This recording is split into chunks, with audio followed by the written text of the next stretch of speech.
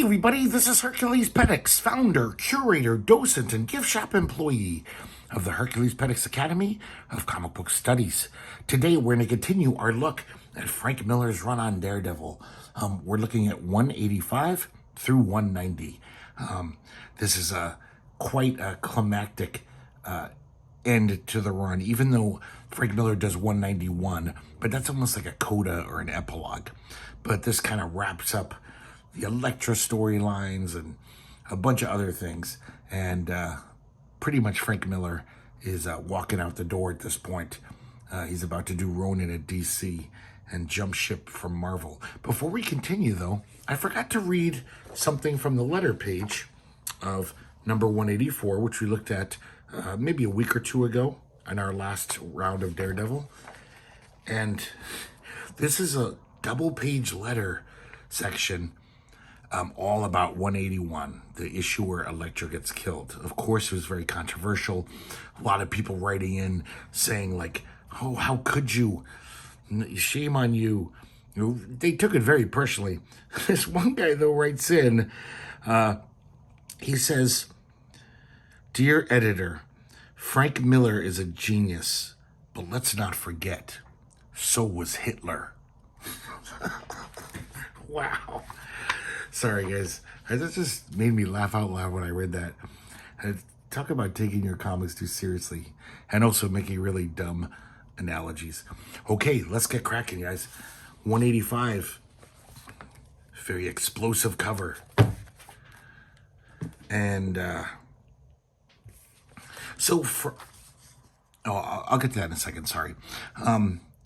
So we kind of have this almost like a lighthearted intro where Daredevil is addressing the reader, and he informs us that Foggy Nelson will be narrating the following comic, and he's basically telling us, he's saying, could you do me a favor? Foggy doesn't know I'm Daredevil, so please don't tell him. It's very interesting considering that, Frank Miller has turned Daredevil into a very hard-boiled crime comic, and yet it still has this very lighthearted.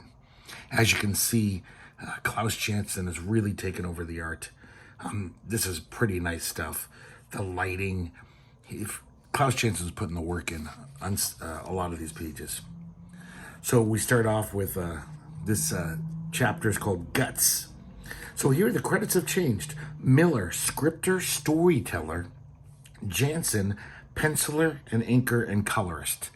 He does that, I believe, on all 6 issues that we're going to look at. He has those titles. So it sounds like Frank Miller is just like Harvey Kurtzman-ing it. Maybe just writing stick figures. Because the fact that Klaus Janson is listed as penciler, though I would kind of call bullshit on that.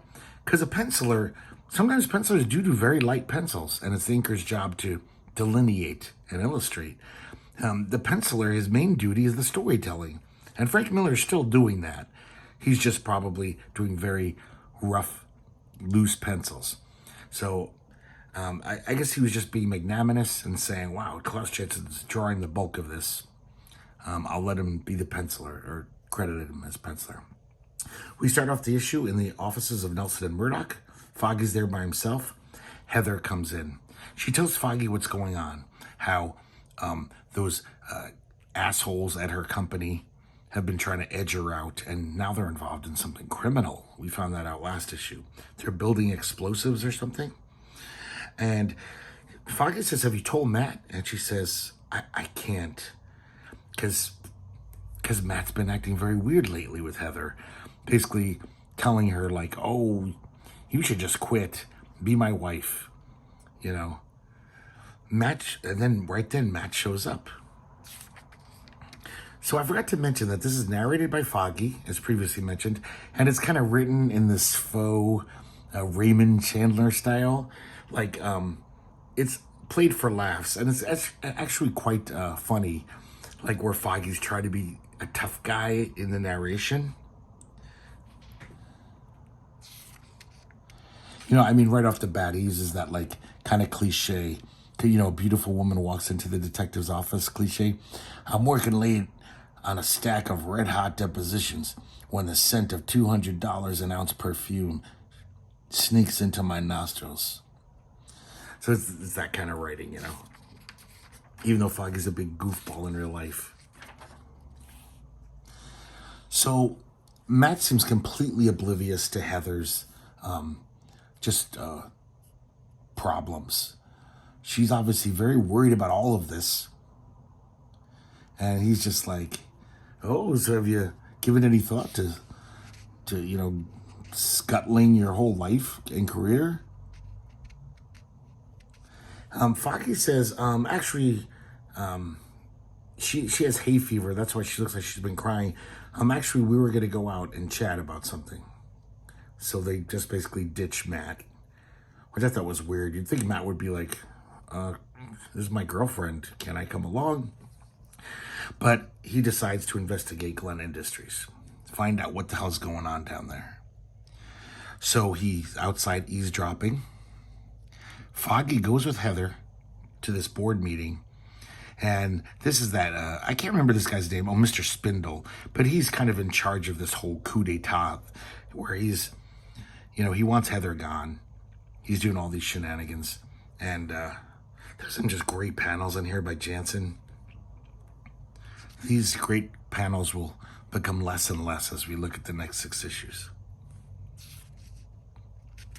He basically says, well, Miss Glenn, you signed all these orders. You're in as deep as we are. He's kind of admitting that what they're doing is not right, but he also says, you're implicated as well. So I'd tread carefully if I were you. Heather still got some fighting spirit. She's like, my father built this company, and I'm not going to go to the police because they'll shut everything down. She's going to investigate it herself. Once again, just really deep, rich colors for a newsprint comic. And once again, Jansen drawing with his coloring with these cityscapes. This looks really good to me. Really nice. Nice looking stuff. So Foggy tries to figure out using legal means if he can, find statutes to back him up. But no dice. There's too much red tape. Here's Foggy again being melodramatic. As night enshrouds Manhattan like a pup tent, I stalk the darkest corners of the New York underworld. I am a hunter. The city is my jungle. My quarry will not elude me. And it's funny because Foggy is so not that guy. We see Foggy in a tough joint trying to get information. Well, actually, various ones. And in his narration, he's building himself up as a tough guy, but really everyone's just like, get out of here, you lame-o. Get the fuck out of here. None of your business. He's just like, okay. Finally, he meets a guy who's willing to talk about this explosive shipment. And he's totally lies to him and just knocks him out. He knows that Foggy's a soft touch. Like I said, it's a jungle, and it's got animals all its own. You gotta be an animal just like them. You gotta bare your fangs and growl. And while the narration says that, this guy's totally pinching Foggy for more money. He's just like, okay. So Foggy wakes up, and once again, he's in we see, what's his name? Slaughter, the gang boss. Turk is there. Once again, Turk's trying to get back in his good graces. He's like, let me join the gang. I wouldn't screw up this time. And he's basically just like, quiet, Turk. So, once again, look at that panel there. The lighting on that, really nice stuff. So Slaughter obviously asks him, why are you asking about this explosives shipment? And then the lights go out. It looks like they're about to kill him, but it's Daredevil. Foggy pokes one guy's eye and then kind of just stumbles through the crowd in the dark. And Daredevil beats the shit out of everyone. But in Foggy's mind, he's saying, yeah, I'm Guts Nelson. I tore through these guys like a knife through butter. So after Daredevil beats up everyone, someone finally turns the lights on, and Daredevil's gone, and Foggy is just sitting on this pile of guys. Now, we're going to see this even at this issue, where some of those exquisite panels that Jensen does are kind of, and then there's some panels like this that are kind of dashed off, still beautifully colored, but it's a little frustrating. And then Turk, I'm sorry, Slaughter says, kill this guy. You have your job back if you do. Turk says, you know what? I just saw this guy beat the shit out of a dozen tough criminals. I think I'm going to throw my lot in with him, with my vision and his strength. So Daredevil's listening in, and he just slaps his head like, I evolved. So now we see Turk and Foggy trying to get an audience with the Kingpin.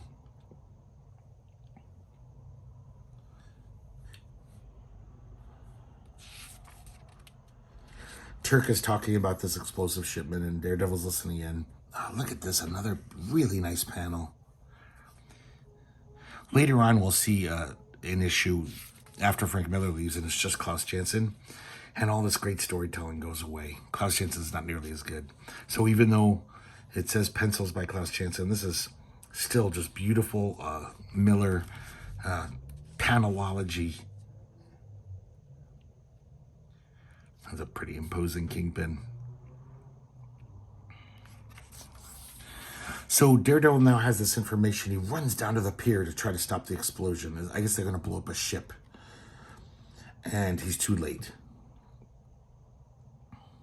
Meanwhile, Kingpin is meeting Foggy and Turk.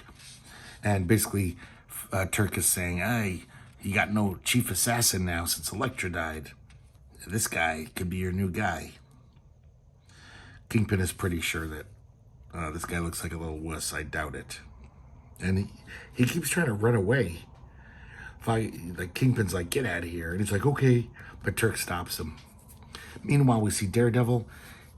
Even though he was too late to stop the ship from blowing up, he's going to beat the shit out of these guys who perpetrated the crime. And he proceeds to do that. Kingpin gets the news, and now he's a little changed. He's like, nah, maybe I do need a chief assassin to, take care of Daredevil and stuff. Meanwhile, back at the fight, these guys throw a crate at Daredevil. He grabs it and is pushed off the ship into the water. There's some radioactive canisters at the bottom of this harbor. One of them explodes and gets Daredevil caught in its blast. Meanwhile, back to the Kingpin's offices. I'm sorry, now back to Daredevil. He's okay, it looks like, and he swims out of the harbor. And Daredevil beats the rest of the guys up. And Kingpin's listening to the whole thing on a walkie-talkie, and he's not very happy. Look at that goofy Kingpin there. Oh, and Daredevil seals the deal by he picks up the walkie-talkie and he says 5 words, Kingpin. Don't mess with Guts Nelson. Guts, basically Foggy's pretending that he has a Daredevil on a leash. He can control Daredevil, so like, you fuck with me, I sick Daredevil on you. And Foggy plays it up, he gets all cocky. Look at that great panel of Kingpin. And the Kingpin acquiesces and says, okay, we'll have a meeting Monday. You'll be my new assassin. So Foggy now is all like acting in control, and he says, Turk, we gotta go to Chicago first. He's like, okay, boss. He gets on a plane with Turk. Right before the plane's about to take off, he says, I gotta use the little boys' room. And Turk's all like, hey, the bathroom's that way. And once again, Turk is the the big goof, the village idiot. He says, oh, no. And if Frank Miller wanted to, he would have said, oh, shit. And we see Foggy safely off the plane. He snuck off the plane to get Turk off of his ass. Number 186. Very striking, dramatic cover there. I believe most of these covers are, some of them at least, are just solo Frank Miller. I should have looked it up. Sorry I didn't, but a lot of them are.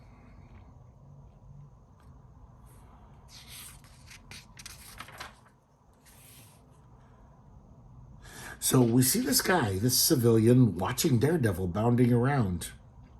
And he says, he's headed to Glen Industries just like me. I better hold back. And this issue is called Stilts. Same creative team. Glen Industries, Heather is trying to basically get to the bottom of all these shenanigans. This guy, Mr. Spindle, is not even trying to hide that he's just so like, yeah, just go home, little girl. There's nothing you can do. All of a sudden, Heather Glenn has blonde hair, by the way. That's if you're confused. And Daredevil shows up.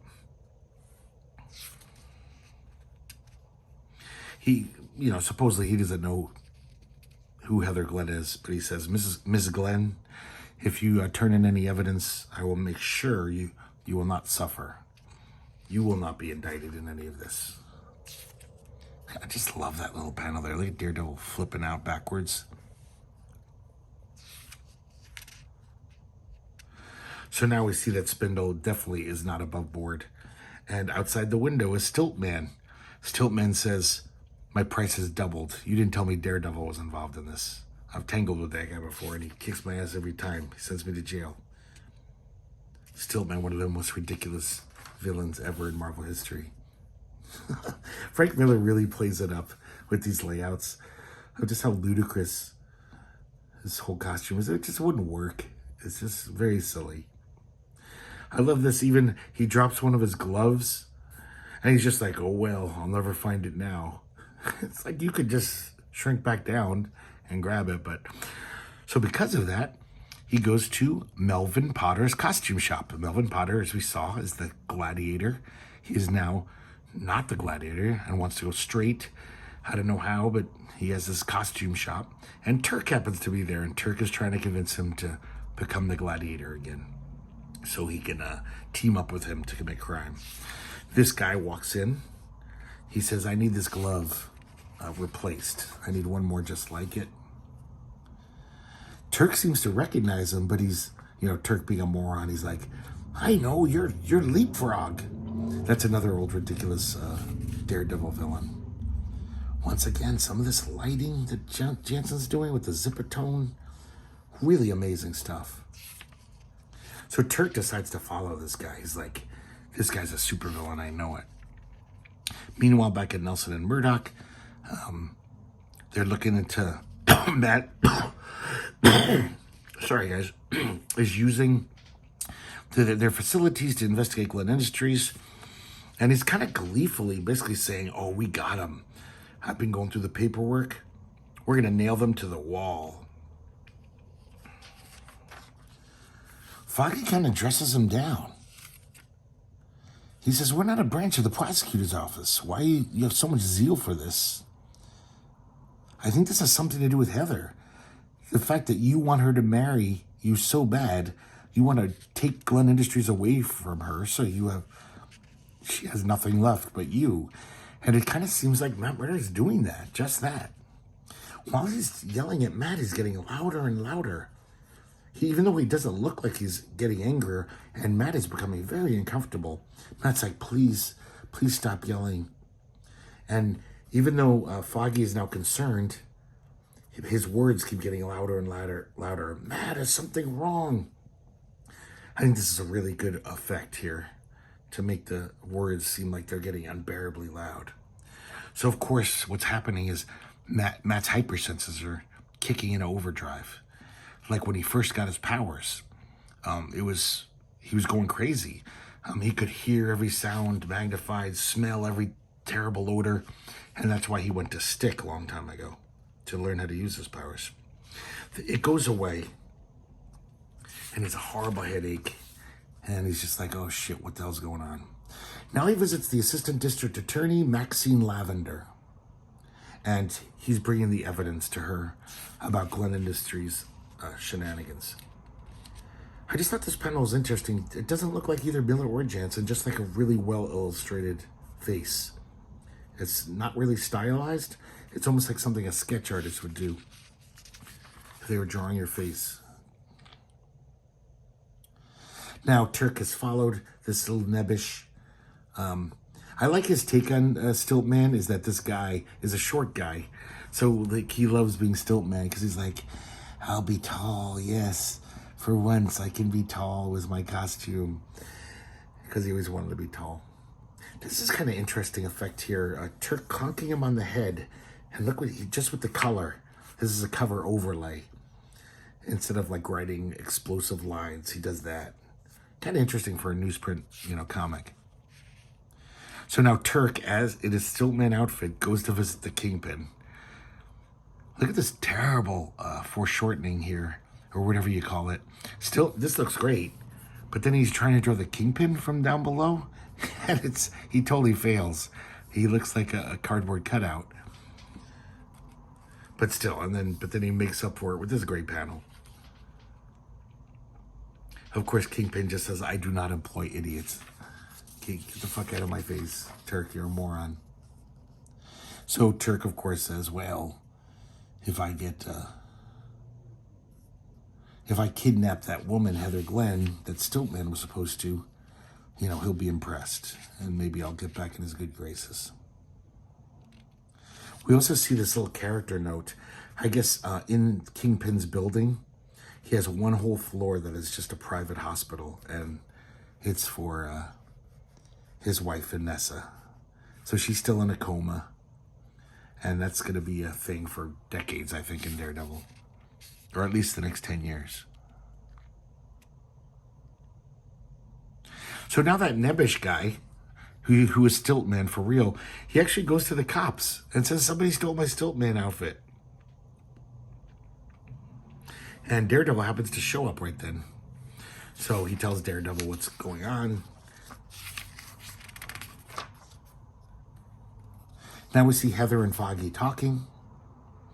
Some of this almost looks like Howard Chaykin, like 70s Howard Chaykin. And even this background here looks like him.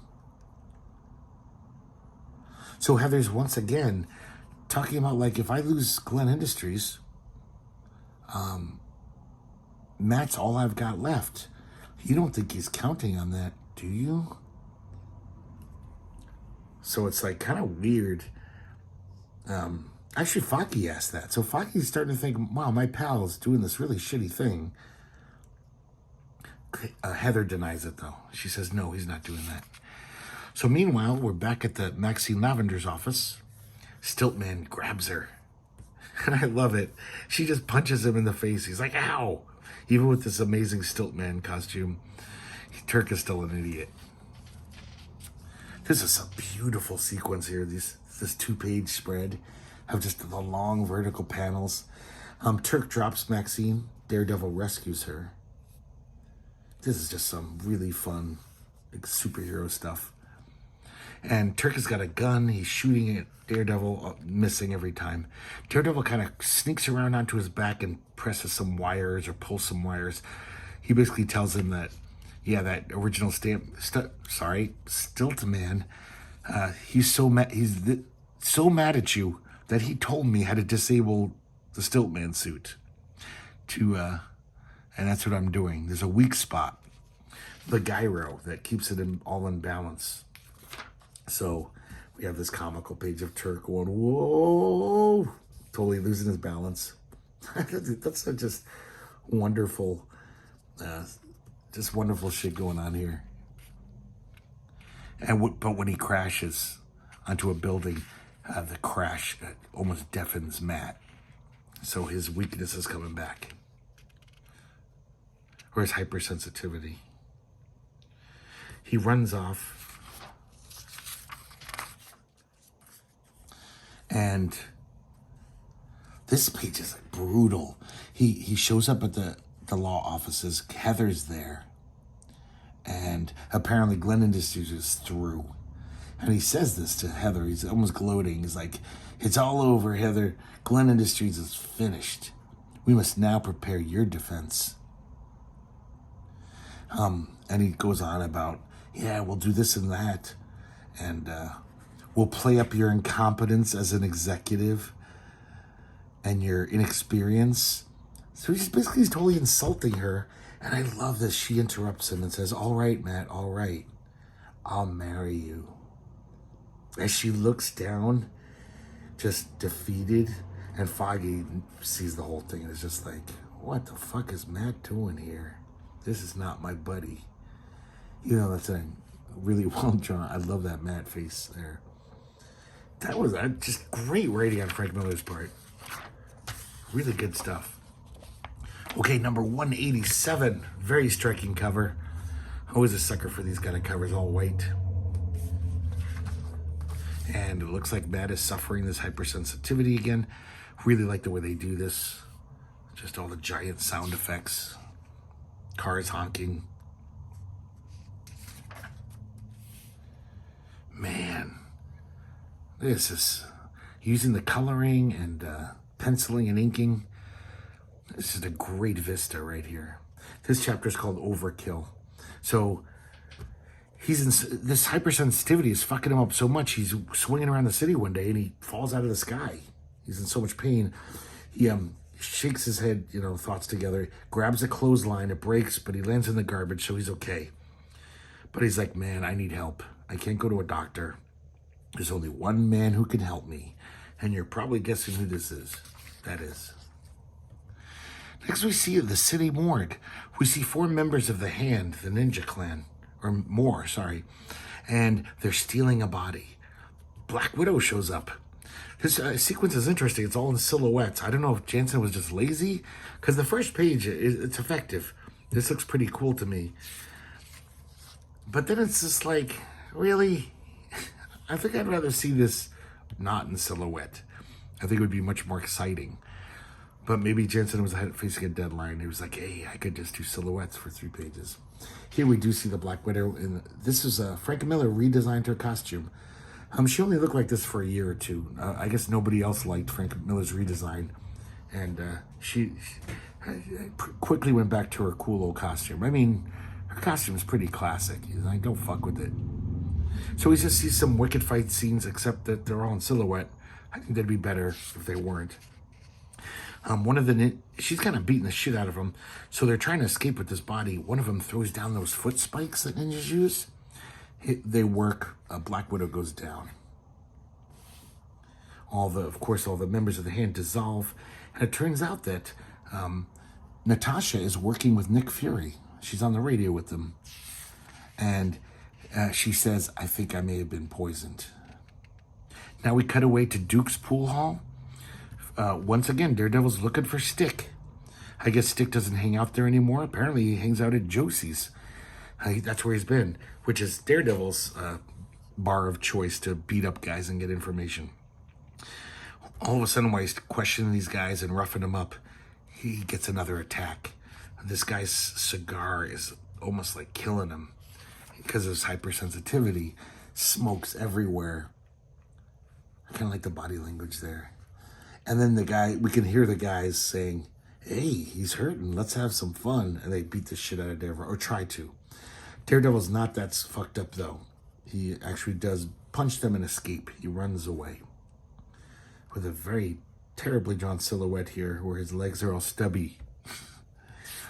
Sorry to always point those things out, but I think I praise Jansen as much as I criticize him. And that's why I criticize him so much, because he is capable of such great art, and yet sometimes he's just like, I don't feel like it.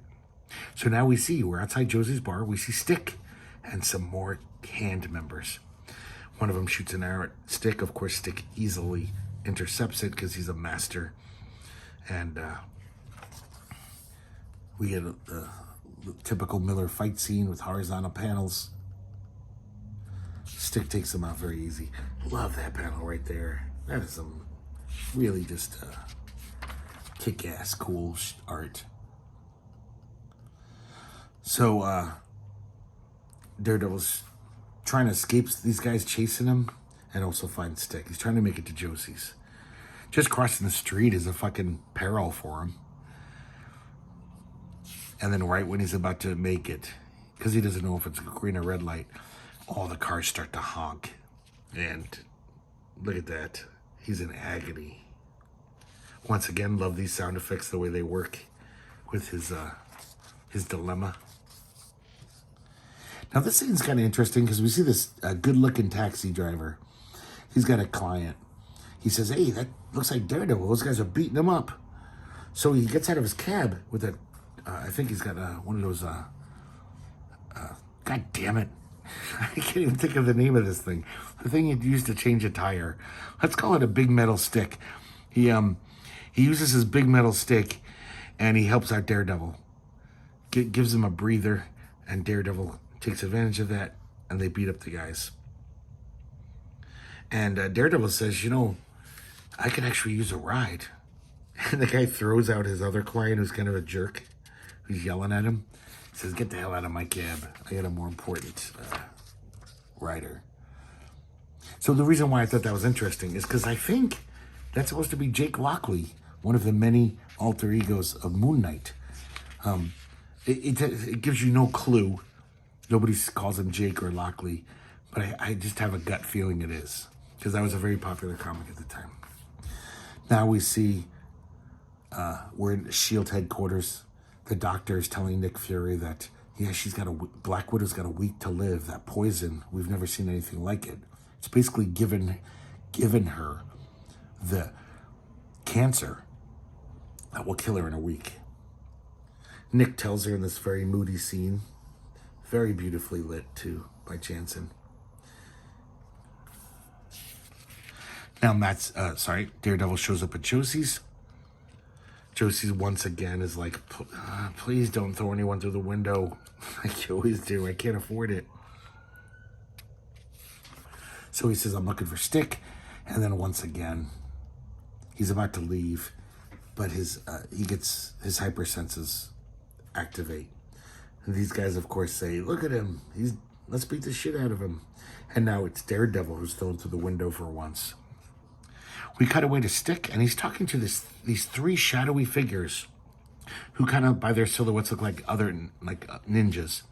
And Stick is saying, you know, okay, the Hand are trying to kill us.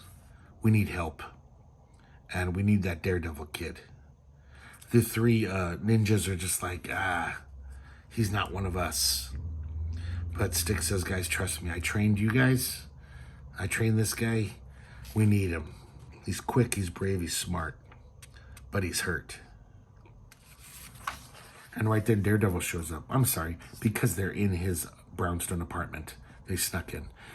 Daredevil shows up, collapses on the floor, and says, Stick, help me.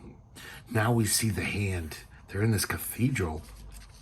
They're doing this ritual. The body they stole is the body of Karigi, who's almost like a super ninja. He is just like unstoppable. He's like the Incredible Hulk of ninjas. That's the body they stole out of the morgue. Through this ritual, 4 ninjas cut their own wrists and pour their blood and life force into Karigi, and it brings him back to life. Another very interestingly colored scene. This is and drawn. Pretty neat. Okay, 188. Black Widow co-stars and gets the cover spot. CFM. So some of these covers are just Frank Miller. This is the only one so far that he's signed. This is like some 60s cover. This has nothing to do with the comic inside. Black Widow does not threaten Daredevil in any way. Frank Miller just thought it was a dramatic, cool thing. So this is called The Widow's Bite. I kind of like this very simple, this Black Widow's about to kick you in the face. I think his retooling of Black Widow, her costume is great. Black Widow was always like the sexiest superhero ever, with her long red hair and that tight blue costume. And this is just as sexy in a different way. She's pretty fucking hot. So we see Black Widow's fighting these S.H.I.E.L.D. agents. This seemed a little dumb to me. Like, she's basically saying, no, I'm not just going to sit here and die. And these S.H.I.E.L.D. agents are like, no, Nick Fury doesn't want you to leave. And they're actually like fighting her to stop her. Instead of just saying, okay, well, it's your choice. You're going to die in a week. If you want to do something, fine. But it is a well choreographed fight scene, once again, like Frank Miller always does. And of course, Black Widow wins. Look, some of these, once again, some really icky faces. I think Jansen's rushing some of these panels. Strange anatomy going on. Black Widow escapes. And she goes to her friend Ivan. I like this. Ivan's this tough Russian agent. and he's crying because he's watching the end of Maltese Falcon. Black Widow stumbles in. She's already starting to feel the effects of the poison. He's almost like a father figure to her. I don't think I'm familiar with this character, Ivan. And she basically, he's like, what can I do to help?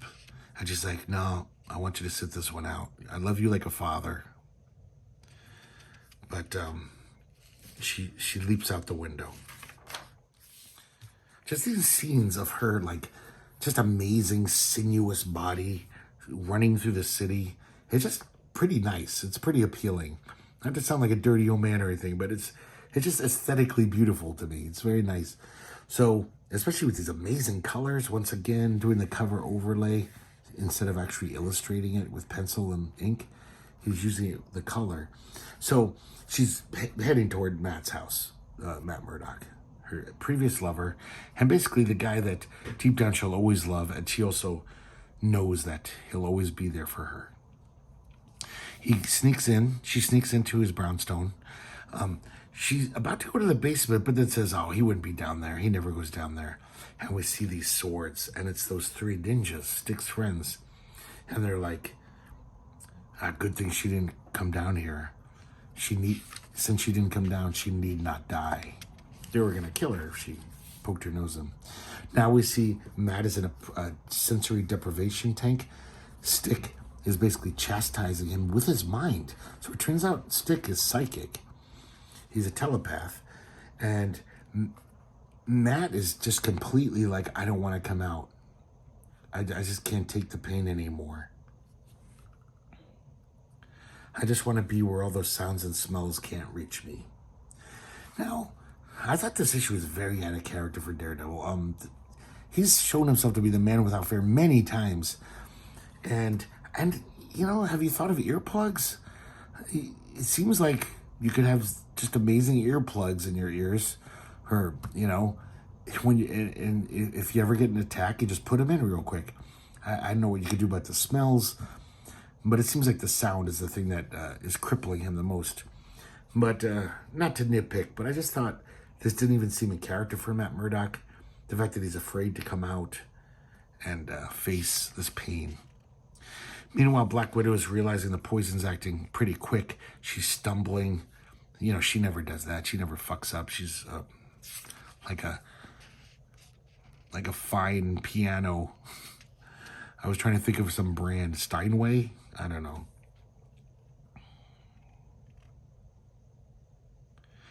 So she's basically going to Heather. Since she can't find Matt at his brownstone, she remembers where Heather Glenn lives. So she's going to see if Matt's there. All she finds is a drunken Heather bitterly looking at a picture of Matt. And once again, I'm really digging this character thing where she's just like, gotta hand it to you, Matt. You sure got a way of courting a lady. You destroy her business, rip my life into eensy-weensy little pieces, leaving me nothing but you. I like that writing. That's some good stuff. Back to the evil hand ninjas. They're basically saying we must kill Stick after all these years. And Kurigi is tasked with that. Now Black Widow goes to see if he's at his work. But no, it's just Foggy and Becky, the secretary. And they're very worried because Matt's AWOL. The whole time Stick is just chastising Matt. He's like, you're laying there for another year, you loser, you little wimp. He was calling him a punk. I just want to point this out here. This is very non-Klaus Janson inking here. Kind of nice. Very rough. I just like this panel a lot. I just love the way both of them draw Stick. That's like total Neil Adams right there. So they're basically arguing. Matt's being a big baby. And Stick tells him, he says, you have no clue what the hell's going on. That radioactivity didn't give you heightened senses that when you were a kid. It just wakened up the senses that we all have. And you know what? In fact, maybe that little burst of radiation heightened him again. It's already gone. Like Stick knows this. And then when he walks away, I like this thing When Stick leaves and stops talking to him telepathically, it just goes white because Matt has no senses down in there. So once again, his ninjas are saying this is a mistake. And Stick says, you don't understand. This kid could be as good as any of us if his head wasn't such a snake pit. So like Frank Miller made Daredevil a way more complex character than he ever was, than any Marvel superhero was. Daredevil does have some problems. He has some issues that he's never dealt with, and he's a flawed character. He, for the most part, he's pretty damn good. So now we see the Kingpin's office. It looks like some of his lieutenants are chiefing under his rule. Kingpin's got to threaten them. And then the Black Widow shows up. For some reason, she figures, well, maybe Kingpin, his greatest enemy, will give me information about where Daredevil is. And then all of a sudden she gets feels weak from the poison.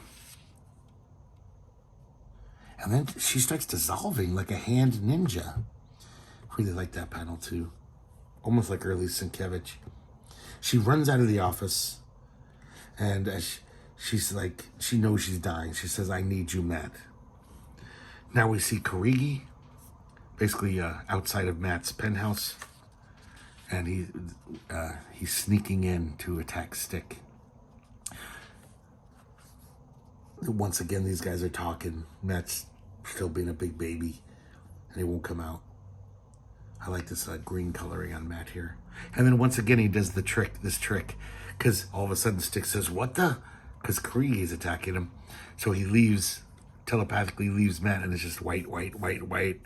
So finally, Matt gets his shit together, because he knows something's wrong. And he even says, I'm scared. But of course, he's Daredevil, so he comes out anyway. He lifts the lid, sees Stick fighting Karigi in a crudely drawn panel. This is one of the bad Jansen panels. And then all of a sudden, Stick's 3 ninja buddies show up. Shaft, bow and arrow guy. Claw, Bognock guy. And Stone, who has a sword, but his main thing is he's invulnerable to injury. And they actually make short work of Karigi. And they're like, we gotta get rid of this body. And then Black Widow shows up. And it looks like she's done for. Guys, this is really interesting. Instead of a letter page, we actually do see they wanted to show us exactly what's going on with this Klaus Janson penciling business. Now, just as I suspected, this is penciling. Just because Frank Miller didn't draw, well, there is no background. It is just a little sketch. But even if he didn't draw the background and Klaus Janson did, I think most people would consider this penciling a comic. Here, drawing where the figure should be, the layout, but whatever. But kind of interesting to see Frank Miller's pencils. You can see the difference in the face here. Frank Miller face, and Klaus Janson definitely makes her, I don't know, more cute, actually. There's that one. Number 189. God, this cover, guys. When you're, it's 1982. I'm like 14, I think. Maybe 15. No, I'm 14. And seeing this cover, I was just like, oh, this is what every 14-year-old wants to see. This has been parodied so many times in Teenage Mutant Ninja Turtles and 80s black and white comics. Basically, like the whole... Actually, Frank Miller did this in the Wolverine miniseries. Just 7,000 arrows going past a hero. Not one of them hitting. Even though every square inch seems to be covered by an arrow, they're all missing the superhero. Oh, and did you notice that Daredevil's got size? So it's just like, what the... Really nice opening page. Very simple, but very effective. Siege. So the Hand are outside the brownstone. They know that Karigi has failed. So they're like, okay, it's up to us. We're going to attack them en masse. Now we realize within the brownstone, Stick Stick is like a demigod. We see, I'm sorry, Stone. We see Stone totally bring Black Widow back from the dead. Do not like that panel of Black Widow. And she's like, oh my God, I'm alive. She feels great.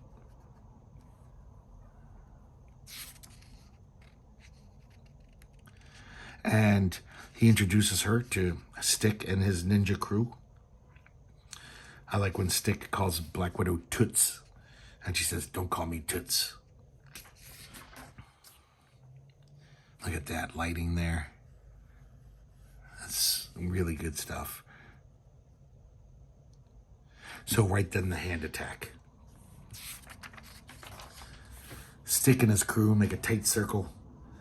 They're gonna fight him off. We see Stone take 3 shuriken to his chest. Don't even affect him. More hand dive through the windows. Has another good Stick. He's so good at drawing Stick. And we get a battle royale. This is, oh God. Imagine, guys, you're 14 reading this. 70 ninjas versus Daredevil, Black Widow, and these cool white ninjas. So we just get this big melee. Really like that panel. The graceful ballet-like Daredevil fighting style. Oh, and this is where Daredevil picks up the size from a ninja. Black Widow says, nice use of the sai, Daredevil. Where'd you learn it? Had to fight someone to use them a ways back. Taught myself. That's kind of a dumb answer, but whatever. Claw goes down. You know, one of the good ninjas. He's killed.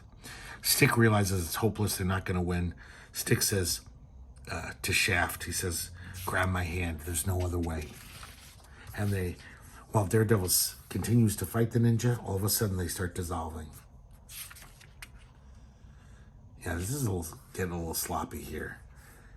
Klaus Janson was definitely, I think, running out of time more than he was a few issues ago. This is a pretty wicked page, though.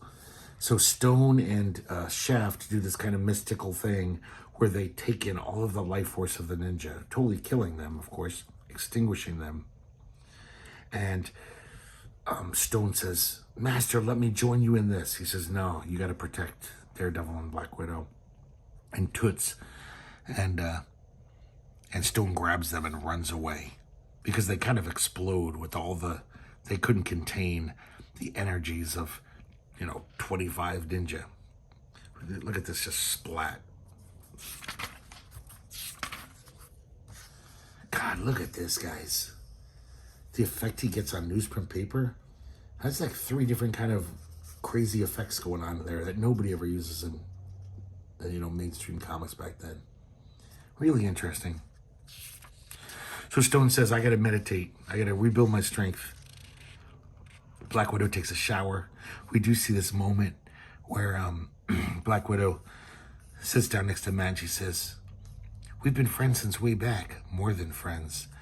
And she goes in for a kiss and Matt turns away and just says, friends. Because he's getting married next week, which mistakenly to Heather Glenn. Dude, man, you could be with Black Widow. Crazy. Right then, I just want to point this out. Really nice panel. Right then, Heather Glenn stumbles in and she's drunk, and she's finally letting the words come out. She's just kind of being sarcastic. She's all like, "Oh, you're so masterful, Matt. Love it when you tell me what to do. Just love it. My life's in your hand, Matt." And Matt either pretends or just doesn't get it. He says, "I love you too, darling." And then we see him and Black Widow running around the city. Such a bad resolution of the scene because it's very interesting. I wanted to see like more of this Who's Afraid of Virginia Woolf like behavior and type of scene. So I don't know. They put her to bed. She walked away. It doesn't really make much sense emotionally. Though this is a pretty wicked cityscape here. And they're going to basically, while Stone is meditating, they're going to see what they can find out. Even Black Widow notices this thing with Heather, though. She says, "I don't mean to pry, but you've changed, Matt." He's like, "Yeah, well, don't pry. I don't want to talk about it." They separate. Black Widow goes to Foggy's office. Foggy tells her about how Matt's changed ever since Elektra. And to be honest, he's kind of mean now. And he's shocked by this whole Heather Glenn thing. So Foggy has an idea. He says, Natasha, you're a spy. Are you good at forgery? And we see Heather Glenn receiving a note from Matt. Heather, I can't do it. I'm sorry. I don't love you. And I can't marry you. We see her break down sobbing all alone in her apartment. Matt gets a similar letter, supposedly from Heather. I can't marry you. Don't call me. I don't want to see you ever again. And he is much less emotional about it. In fact, we can't even read his emotions on it. I didn't even think that was Matt Murdock there. That looks like some 50-year-old guy or something. Though I do love the colors in the sequence. Very interesting choice of colors. And storytelling's great.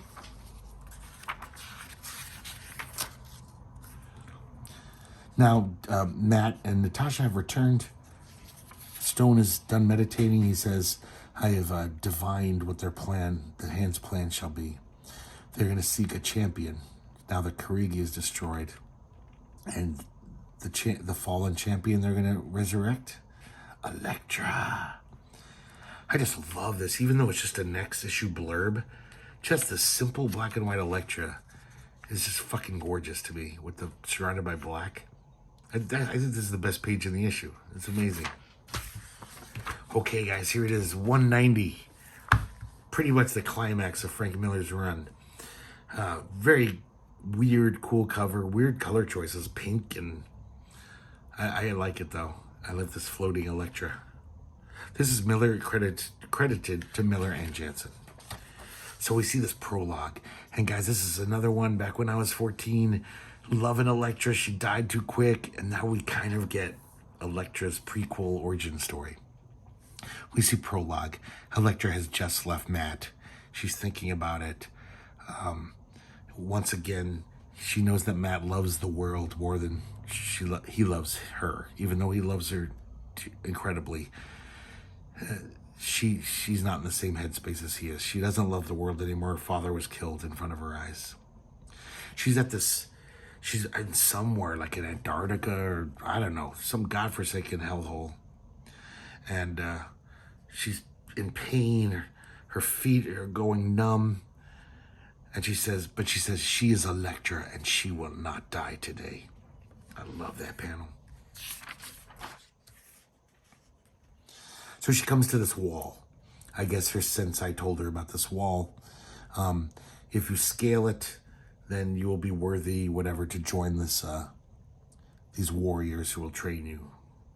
Really nice sequence with Jansen doing all this crazy overlays, kind of smudgy effects. She falls from the mountain cliff. A piece of rock falls off. She falls. She's not dead, though. She lands in snow, and we see one of those white ninjas. He was out hunting. He sees her. Elektra wakes up and it's Stick. He calls her Toots, of course. And he says, do you know what we are, who we are? She says, no, I just know that I want to be one of you. We fast forward. We see that Stick has decided to train her. And her progress is amazing. She's within a year, she's almost better than all of his other students. One of them says, I was wrong about her. I told you to, send her away, but she's one of the best we've ever had. Stick says, no, you were right. And he says, you got to leave, Elektra. She says, oh, you're sending me on a mission? He's like, no, you don't belong with us. He basically rejects her. He says, you ain't clean. You're full of pain and hate. There's no place for you here. The other guy actually tries to talk Stick out of it. But he says, yeah, whatever happened to her, she can't shake it. She's just, her wounds are too deep. He says, but our enemies might enlist her. And Stick says, yeah, they might. Which is exactly what happens. Now, Elektra has returned to her sensei. That's a pretty amazing panel. It's almost like black and white art. And her hair's growing in, as we see. And she basically has a plan. She's going to prove herself to Stick by infiltrating the Hand, using their knowledge against them. Of course, the Sensei warns her against it. He's like, you don't understand. They're going to corrupt you and possess you.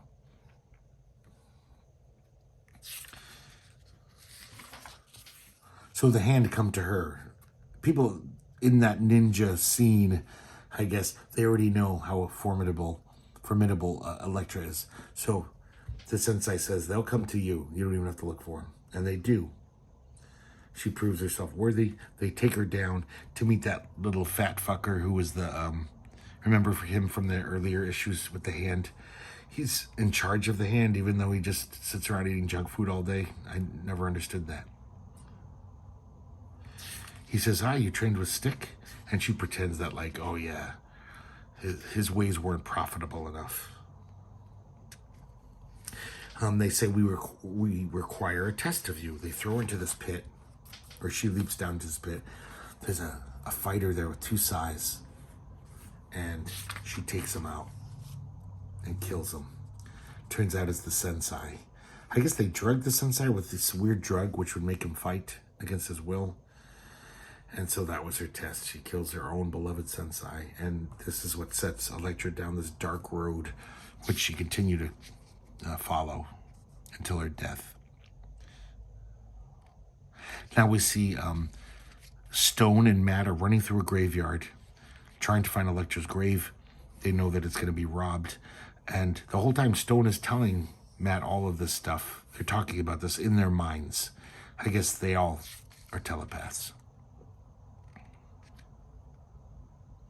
Matt says she was never totally evil, Stone. I can't believe she was. And Stone says, no, her love for you, Matt, was her weakness. She fought a war with herself and lost.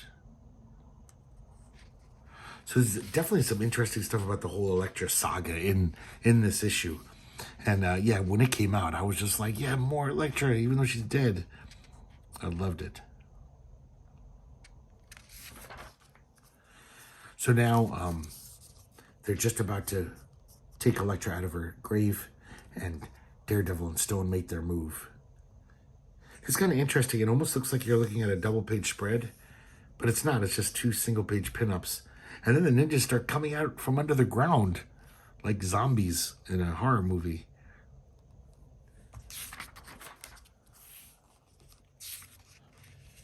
So the fight begins. Black Widow's up in the trees, sending gas bombs down, tear gas. But they succeed in nabbing Elektra. Even though Stone and Daredevil take out all the ninja, a helicopter swoops it away. We really can see the sloppiness getting to Jansen here. Some of these panels are just not very good. Storytelling's still great, though.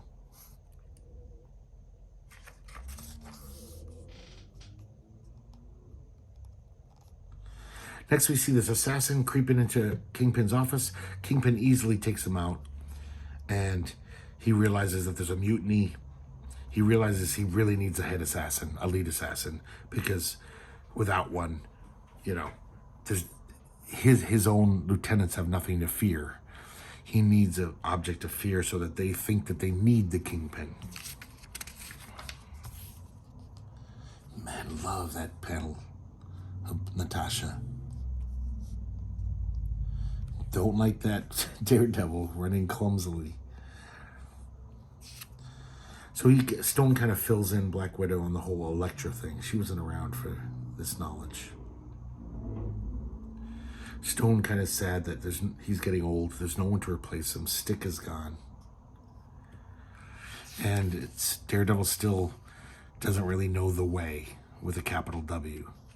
And now that Stick's dead and Stone can't teach him, he's a little worried about, you know, Matt Murdock being seduced over to the dark side, if you will.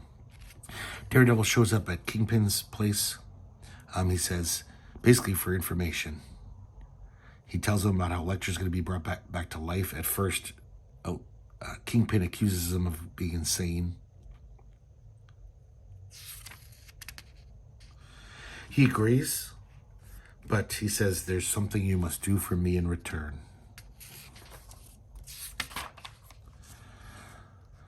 So now this is interesting. We see Turk and Grotto Grotto is now all of a sudden a short little guy.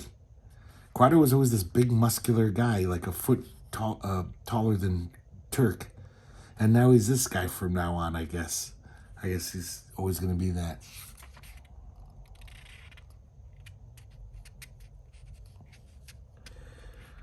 So Daredevil shows up. Turk and Grotto are outside this place. Of course, once again, Daredevil makes short work of Turk, who makes a fool of himself. And it's the Injun Joe's gang. They're the ones who planned the assassination of Kingpin. Daredevil takes them out. Kingpin's lieutenant, or what do you call that? Consigliere, says, hey, the Kingpin says, thanks. Here's the address. That address you wanted. So that was the job that Kingpin wanted for him. Once again, some sloppy, not the best Klaus Janson going on here. Now we see the ceremony once again in that church. The same ceremony as Karigi. But Daredevil and Stone show up. Spoil the party. Of course, Black Widow, she's always sneaking around. She never dives in the window with them. And she takes out the archers in the rafters. She gets an arrow through the shoulder. And as Daredevil runs past Elektra, he says, oh my God, I hear a heartbeat. She's alive. Stone doesn't care anything about that. Stone's like, we gotta chop her head off. We gotta make sure Elektra doesn't fall into the wrong hands. Right then, Stone gets stabbed with a sword. Apparently, Stone's only impervious when he's unaware of an attack. I guess he flexes or gets ready for it.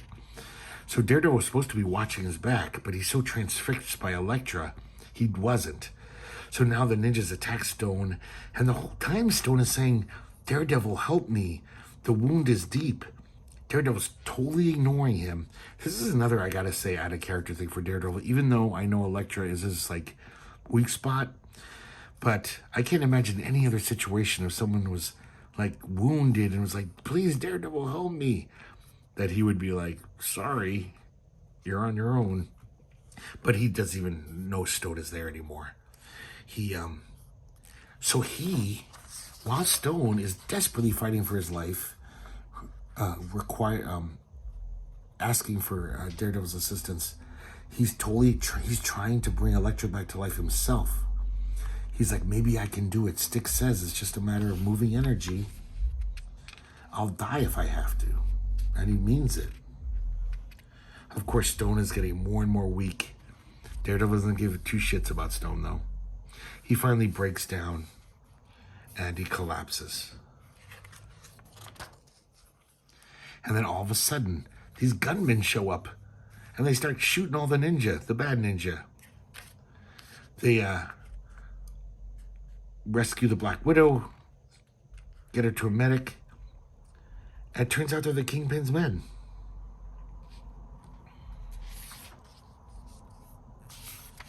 The fire is spreading through the building, and Stone is about to chop her head off. Sorry, Elektra's head off. And then, but with his senses, he says, wait, she's clean. How? It was Murdoch. Somehow he has purged her of her evil. She's clean, and I am weary, he says. Daredevil goes outside. Kingpin's waiting in a limo. This is just some great Frank Miller business going on here, where Kingpin basically says, we need each other, Daredevil. You're the thing that unites my lieutenants in fear that they'll follow me because they know I'm the only guy who can protect them from you. I don't need a master assassin. You keep my guys scared. And you need me. Consider, when you needed to find this hideout, you didn't go to the police. You came to me. We need each other. We are the power in this city. And he drives off. That's amazing. Just, the fact that Frank Miller just adds such a layer of complexity to their relationship. It's really good stuff. He drives off. And once again, Black Widow says, where's Stone? Oh, I don't know. He's still in the church wounded and there's a fire. So just like poor Stone is like, he doesn't give two shits about. They run back into the building. Elektra's body is gone. He assumes that Stone took her out, did what he had to do, and they just find Stone's empty ninja costume. And then they say, well, nothing we can do here. Let's go home. Next, we see an epilogue. We see a hooded figure climbing that wall from the first few pages.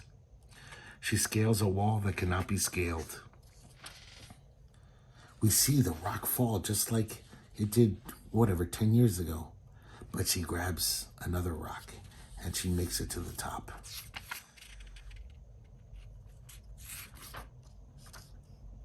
That's a really nice page.